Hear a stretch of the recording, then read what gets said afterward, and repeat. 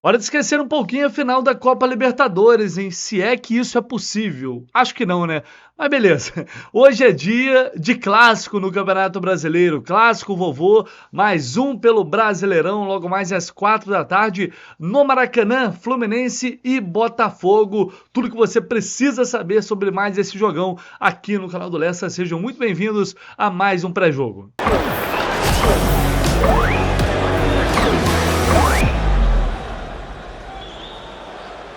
O jogo de hoje é importante, sim, não por ser um clássico, por ser um rival, mas porque o Botafogo é o líder do campeonato. Aí vocês vão dizer, Lessa, dana esse Campeonato Brasileiro, tô pensando na final da Libertadores, é isso que importa. Gente, tem quase um mês até lá. Não dá para o Fluminense viver somente dessa final até o dia 4 de novembro, tem muita coisa para acontecer e será muito importante, sim, estar no G4, ou próximo ao G4 do Brasileirão, porque essa final ela tem que ser jogada. O título não está garantido, é o que eu venho falando. Óbvio que o sonho ele está muito próximo agora, está muito próximo, mas não está garantido. Então o Fluminense tem que seguir fazendo o seu papel no Brasileirão na medida do possível, até porque, assim, tirar uma casquinha do Botafogo agora seria muito bom. Jogar a pressão para cima do Botafogo, né, que está na liderança do campeonato, mas já teve uma situação mais confortável do que tem agora, né? Eu acho que faz parte também da rivalidade. E além disso, o Botafogo ele venceu o Fluminense 2 vezes esse ano. Foram 2 jogos e 2 derrotas para o Botafogo. Duas derrotas por 1-0. A primeira, naquele fatídico pênalti cobrado pelo Calegari lá no Campeonato Carioca, foi a única derrota do Fluminense como mandante em 2023. Foi justamente para o Botafogo. O Fluminense não perde como mandante, a gente lembra, para times de fora do Rio desde outubro do ano passado. Só o Botafogo ganhou o Fluminense. Então, assim, tá na hora chega de perder o Botafogo esse ano, né? Por isso, eu acho que tem uma motivação especial também. E é um jogo que vai ser muito bacana por marcar um reencontro do time com a torcida depois da classificação histórica, depois de todos aqueles momentos emocionantes que vivemos na última quarta-feira. Acho que vai ser um jogo especial também por esse reencontro. A torcida do Tricolor certamente fará uma linda festa no Maraca com ampla maioria no estádio. Nos últimos 12 jogos foram 6 vitórias, 3 empates e 3 derrotas. Retrospecto recente favorável. No geral, o Fluminense também leva vantagem em 388 clássicos, com 143 vitórias, o Flu 118 empates e 127 vitórias. E nos últimos tempos, sempre que eu penso nesse clássico, no clássico vovô, eu lembro desse gol aqui, que só poderia ter sido dele.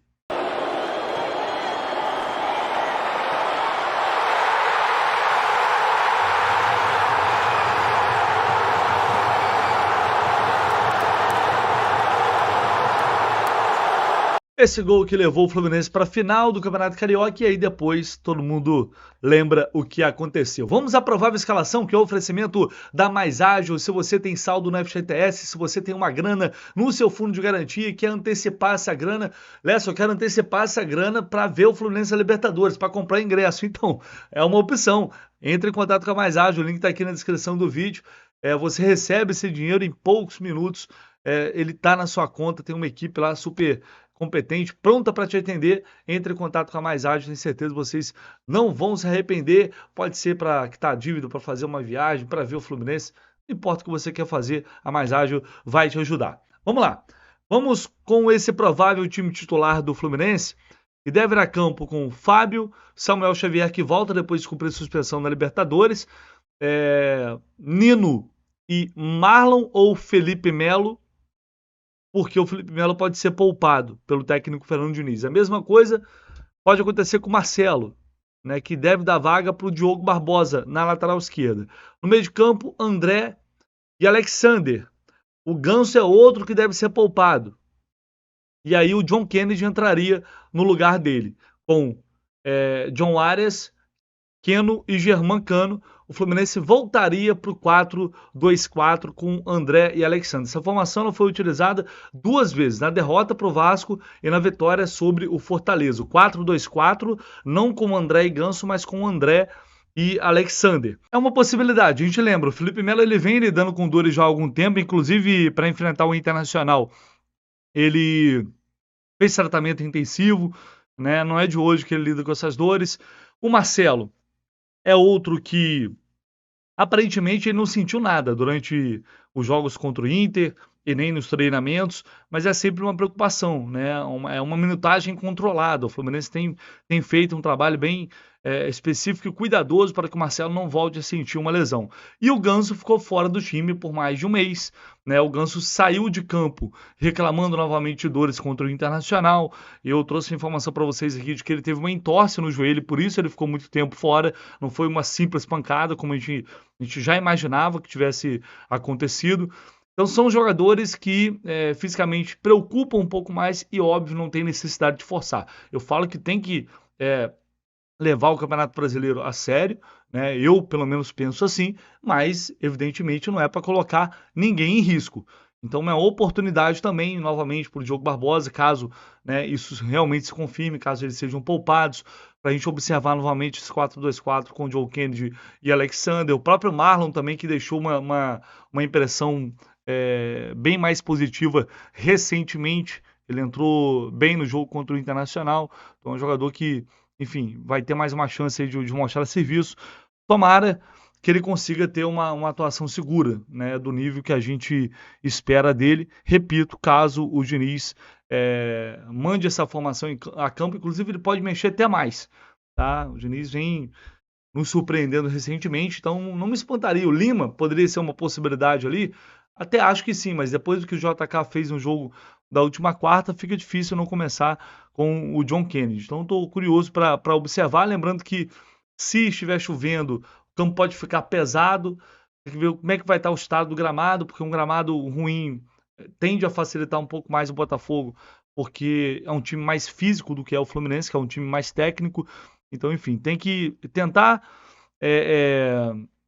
impor o seu ritmo, né? Que é um time com mais qualidade, com troca de passes, tentar colocar o Botafogo na roda. Eles estão pressionados, precisam vencer. Perder esse clássico seria péssimo para o Botafogo. E o Fluminense não tem pressão, né? A pressão agora é dia 4 de novembro. É um jogo para jogar solto, para jogar leve, para tentar dar uma atuação convincente, uma boa atuação para a torcida do Tricolor que vai encher o estádio. Então, pelo menos essa é a minha expectativa para esse jogo. Vamos ver como o Fluminense vai se comportar e também o próprio Botafogo. Se vão vir para cima, se vão pressionar a saída de bola, se não. Mas até para a gente ter mais informação sobre o rival, de jogadas, pontos fortes e fracos do adversário desta tarde, que novamente mudou o treinador, está numa transição de comando. Vou chamar meu amigo Renan Reis, nosso laranja tricolor, com uma análise tática desse adversário que o Fluminense vai enfrentar logo mais no Maracanã. Fala aí, meu amigo. Grande Vitor Lessa, saudações tricolores aos amigos ligados aqui no nosso pré-jogo. E hoje vamos falar um pouco do Botafogo, o adversário do Fluminense, nessa rodada do Campeonato Brasileiro. O Botafogo que passa por um momento de oscilação no campeonato. Nos últimos 4 jogos são 3 derrotas e 1 empate. Aliás, esse empate na última rodada contra o Goiás acabou decretando a demissão do treinador Bruno Lage. Vamos dar uma olhadinha em alguns detalhes do time do Botafogo. Ofensivamente, quando esteve em sua melhor fase com o treinador Luiz Castro, o Botafogo priorizou os contra-ataques, as transições rápidas com passes verticais e muita velocidade. O Botafogo tem extremos bem velozes como o Vitor Sá, o próprio Júnior Santos, o Luiz Henrique, e tem um cara no meio de campo que é muito inteligente. O Eduardo, ele dá prosseguimento rapidamente às jogadas, não prende a bola, enfim. Então, o Botafogo nesse campeonato foi muito perigoso jogando dessa maneira. O Bruno Lage, ele tentou mudar um pouco esse estilo, fazer o time ficar um pouco mais com a bola no pé, mas a última vitória do time do Botafogo no campeonato foi justamente construída através dessas transições. Então, é uma característica que está no DNA desse time do Botafogo. A gente está vendo aí os lances da última vitória do Botafogo no campeonato, que foi contra a equipe do Bahia. Tá aí ó, o Marcos Felipe acaba chutando mal, rouba a bola, cruza e sai o gol do Diego Costa, com a contribuição também do Marcos Felipe. E por último, um contra-ataque bem ao estilo desse Botafogo. Passe vertical, muita velocidade, o Luiz Henrique sai na cara do gol, corta e marca o terceiro gol do Botafogo. Com a queda do Bruno Lage, pessoal, quem assume o time interinamente é o Lúcio Flávio, ex-jogador Lúcio Flávio. E a esperança lá dentro do Botafogo é de que o time volte a ter mais a cara do Luiz Castro, né? Aquele time realmente com muita velocidade nos contra-ataques e que fica menos tempo com a posse de bola, mas que é muito perigoso nessas transições. Então nós precisamos ficar ligados nessas bolas perdidas ali na altura do meio de campo e trabalhar bastante para que o nosso perde-pressiona funcione bem. E precisamos ficar ligados também no artilheiro do Campeonato Brasileiro, Tiquinho Soares. Desde que voltou de lesão, o Tiquinho não vem jogando no mesmo nível de antes, mas na rodada passada ele saiu do banco e fez o gol de empate do Botafogo contra a equipe do Goiás. Jogada ali pela esquerda, ó, ele dá uma chapada no ângulo e faz o gol. Então a gente precisa ficar bem ligado com o Tiquinho Soares. Outra jogada que eu gostaria de chamar a atenção aqui de vocês é uma jogada que aconteceu nos últimos 2 jogos do Botafogo, envolvendo o Tietê. Aconteceu no jogo contra o Corinthians e aconteceu também no jogo contra o Goiás. É uma dinâmica envolvendo o Tietê e o extremo do Botafogo, seja do lado esquerdo, seja do lado direito. A gente vai ver como é que acontece essa dinâmica. O extremo domina a bola, a zaga afunda e o Tietê fica aqui, ó, sozinho, livre na entrada da área para finalizar. Ó, de novo, o extremo vai dominar, a zaga vai afundar e o Tietê vai aparecer aqui, ó, livre na entrada da área para finalizar. Ele é um cara que finaliza bem. Ó, essa bola até bate na trave. Ele é um cara que finaliza bem, já fez gol de fora da área nesse Campeonato Brasileiro. Então é uma dinâmica que eu achei interessante e o Fluminense precisa ficar ligado para não dar esse espaço para o Tietê finalizar. Agora, falando um pouco da parte defensiva, galera, nesse Campeonato Brasileiro, o time do Botafogo se notabilizou por ter uma defesa sólida. Aliás, a melhor defesa do campeonato até aqui, com apenas 16 gols sofridos. Entretanto, o time vem enfrentando alguns problemas nesses últimos jogos. E o primeiro problema, sem dúvidas, está relacionado às bolas aéreas. Nos últimos 2 jogos, o Botafogo sofreu gols oriundos de bola pelo alto. Contra o Goiás, o gol saiu aí, ó, após uma cobrança de escanteio. E contra o Corinthians, o gol sai após uma jogada de linha de fundo. O Bidu cruza, o Gil cabeceia e no rebote marca o gol da vitória. E esse lance é uma boa oportunidade para falarmos sobre o jogador mais fraco da linha defensiva do Botafogo, que é o lateral de Plácido. No último jogo, o Bruno Lage chegou a improvisar o Tietê na lateral direita para não escalar o argentino. Então, percebam o comportamento do de Plácido nesse lance. Olha só, gente, o Bidu toma a frente dele na jogada, ele vai no corpo, não arruma nada e ainda deixa o jogador do Corinthians fazer o cruzamento. E aí não teve jeito, caixa, gol do Gil. Então, no momento que eu estou gravando, eu não tenho a confirmação do time titular, mas se o Keno jogar, seria interessante arrumar dinâmicas para deixá-lo ali no mano a mano com o de Plácido. É provável que ele leve ampla vantagem nesse duelo. Galera, o Botafogo também vem sofrendo com lançamentos em profundidade. Isso se deve basicamente à falta de pressão na bola. Tem sido uma constante da equipe do Botafogo nessas últimas partidas. E eles chegaram a levar um gol assim contra o Flamengo, vou mostrar aqui para vocês.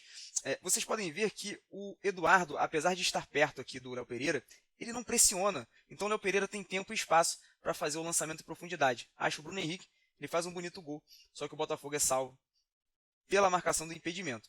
E aí, no jogo seguinte, o Botafogo enfrentou o Atlético Mineiro e esse mesmo problema aconteceu.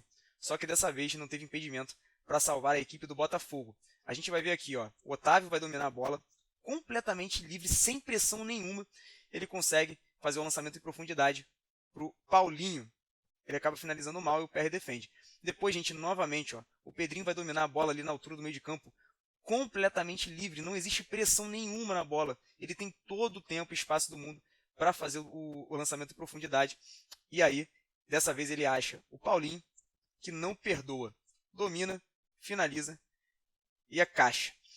O de Plácido, a gente vai dar uma olhada, ele sai o lançamento, ele até tenta fazer o desarme ali, ó. Ele tenta fazer o desarme agora, mas não consegue. A bola acaba entrando. É isso, meus amigos. Mais tarde teremos Fluminense versus Botafogo no Maracanã. E eu tenho certeza que a torcida do Flusão fará uma grande festa para saudar o time após a classificação épica para a final da Copa Libertadores. Para cima deles. Espero que vocês tenham gostado de mais uma análise por aqui. Um grande abraço e saudações tricolores. Valeu! Valeu, meu amigo. Tamo junto logo mais no Super Pós-Jogo aqui, canal do Leste Raiz Tricolor, analisando esse clássico. Uma coisa que eu esqueci de citar é que esse 4-2-4 sem o Ganso, eu acho que o Fluminense sentiu a ausência do Ganso, né? Tanto no jogo contra o Vasco, quanto no jogo contra o Fortaleza. O jogador que, querendo ou não, quando ele tá bem, o time do Fluminense melhora muito. Ah, mas ele foi muito mal quarta-feira. Talvez seja esse um dos principais motivos que talvez isso explique um pouco mais porque o Fluminense teve uma atuação tão ruim no primeiro tempo. Ele e Alexandre não foram bem. E aí é claro que você tem de 3 homens no meio de campo, 2 estão mal, óbvio, isso faz uma diferença gigantesca. O Ganso fazendo um bom jogo, ele faz muita falta porque ele pega essa bola, ele gira com velocidade, ele acha que ele passe vertical. Eu acho que o time às vezes sente muita falta disso quando tá com esse esquema em campo, sem um cara para pensar o jogo. Bom, vamos ver o que disse John Ares à Flu TV, expectativa para esse clássico. Y no estamos focados en hacer un buen juego contra Botafogo, conseguir una victoria que va a ser muy importante para nosotros. Sabemos que claramente que tenemos esa misión ahí de conseguir cortar en ellos, si Dios quiser.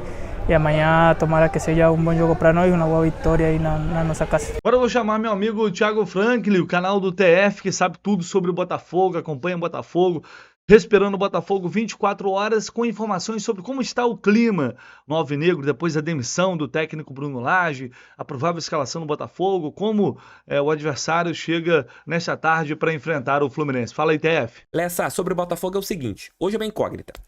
Eu não sei como será o Botafogo, né? Trocamos o técnico depois do empate contra a equipe do Goiás na última segunda-feira. Bruno Lage, que só fez nada, saiu, foi demitido de uma maneira justa. Já era para ter caído após as suas declarações em relação à derrota para o Flamengo lá atrás, onde ele entregou o cargo, o Botafogo meio que contemporizou. E ele seguiu à frente, fazendo cagada. A última que ele fez foi barrar o Tiquinho Soares na partida contra o Goiás. Tiquinho entra no segundo tempo e decide o jogo, empatando a partida. O Botafogo poderia muito bem ter virado aquele jogo, acabou não virando. E a diferença segue estável, né? O Botafogo hoje tem 7 pontos de diferença para o segundo colocado. Na história dos pontos corridos, nunca uma equipe chegou à 25ª rodada com 7 pontos e foi ultrapassado. Claro, a diferença foi de 12, 13, 14, 15 pontos, até mesmo para o Fluminense. E hoje tá menor, mas isso era esperado. Essa oscilação do Botafogo era esperada. O que não era, talvez, aceitável, né? Foi essa queda de rendimento causada pelo técnico Bruno Lage, que mudou totalmente a maneira do time jogar. E as características daquilo que ele queria não casaram com o que o Botafogo tem em relação ao material humano. Hoje o Botafogo deve ter uma escalação bem parecida com aquela que entrou em campo na última segunda-feira. A diferença é que o Tietê deve voltar para o meio campo, o Di Plácido deve voltar para a lateral. Você deve ter Lucas Perry, Di Plácido, Adrielson Cuesta e Marçal, que volta de suspensão. Marlon Freitas, Tietê, Eduardo um pouco mais à frente, talvez voltando a fazer um papel mais de um camisa 10. Com o técnico anterior ele estava jogando mais de segundo atacante, com pouca circulação, e caiu de rendimento o Eduardo devido a isso. Nas beiradas, pela direita, que é a grande dúvida se ele vai colocar o Júnior Santos, que também caiu de rendimento, ou Vitor Sá pela direita e o Luiz Henrique pela esquerda, ou Júnior Santos pela direita, Vitor Sá pela esquerda. Esse jogador que marcou o gol da vitória do Botafogo em cima do Fluminense no último campeonato carioca, vitória por 1-0, e o Tiquinho Soares, que voltará a ser o centroavante.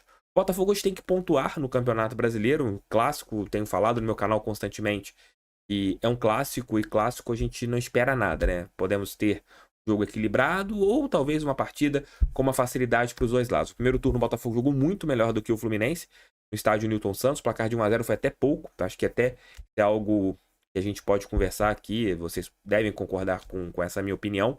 Já tínhamos jogos que o Fluminense foi muito melhor que o Botafogo deu um chute a gol e venceu, até mesmo com o Diniz como comandante. Vamos ver hoje o jogo das 16 horas, mas o Botafogo vai para o estádio Newton Santos com o Lúcio Flávio, que ainda está de técnico interino, auxiliado pelo Joel Carli, ex-zagueiro do Botafogo, em busca de uma vitória. Mas o importante hoje é pontuar, porque pegando o que deve ser o Campeonato Brasileiro, o Botafogo ali, dos próximos 39 pontos, conquistando 19, dificilmente perderá o título brasileiro. Um abraço, fique com Deus, estamos juntos. Valeu, Lessa, beijão pra você. Estamos juntos, hoje eu não vou poder ir no Maracanã, estou machucado, tornozelo inchado. Infelizmente não vou poder comparecer ao Mário Filho para assistir essa partida, fiquei aí de casa, vendo o que será esse jogo. O Botafogo vai vencer. Um abraço, tchau, fui. Vamos ver, Té, vamos ver. Eu acho que você vai abrir live hoje chorando, nervosinho, mas tranquilo, depois a gente se fala. Rivalidade saudável é sempre bom. Tamo junto, TF, um abraço, que vença o melhor mais tarde. Vamos à arbitragem, que terá o comando de Leandro Pedro Voaden, do Rio Grande do Sul, trio do Rio Grande do Sul, Leandro Pedro Voaden apita, Rafael da Silva Alves, auxiliar número 1, auxiliar número 2, a Mayra Mastella Moreira. E o árbitro de vídeo será o Rodrigo Guarizo Ferreira do Amaral. O nosso bravo Voaden é aquele árbitro que, quando tá bem, ele é capaz de fazer bons jogos, né? Agora, quando tá mal, também ninguém aguenta. Tomara que o Voaden faça uma boa arbitragem logo mais. Esse ano ele só apitou 2 jogos do Fluminense. Vitória sobre a derrota sobre o Corinthians, a derrota para o Corinthians, lá na Neoquímica Arena, e o empate com o Goiás fora de casa, lá na Serrinha. Foram os 2 únicos jogos do Voaden no comando em partidas do Fluminense nesta temporada. Ele já tem 40 jogos, já apitou 40 jogos do Flu, com 18 vitórias, 11 empates e 11 derrotas. O retrospecto aí é até favorável. Confesso que, não sendo Anderson Daronco e Rafael Claus, já me dá um certo alívio. Confesso para vocês. Mas, enfim, que o Voaden possa ter uma boa arbitragem logo mais, que tenhamos um clássico limpo, como eu disse, que vença o melhor e que o Fluminense tenha uma grande atuação nesse reencontro com a torcida tricolor depois da heróica classificação da última quarta-feira. O Fluminense enfrentando o Botafogo como finalista da Copa Libertadores 2023. Depois da partida, claro, a bola parou de rolar pós-jogo imediatamente no canal do Lessa e no Raiz Tricolor, com o Gabriel Amaral, com o Renan Reis, nosso laranja, analisando tudo desse clássico, tomara com uma vitória tricolor. Valeu, galera, um abraço, até mais tarde.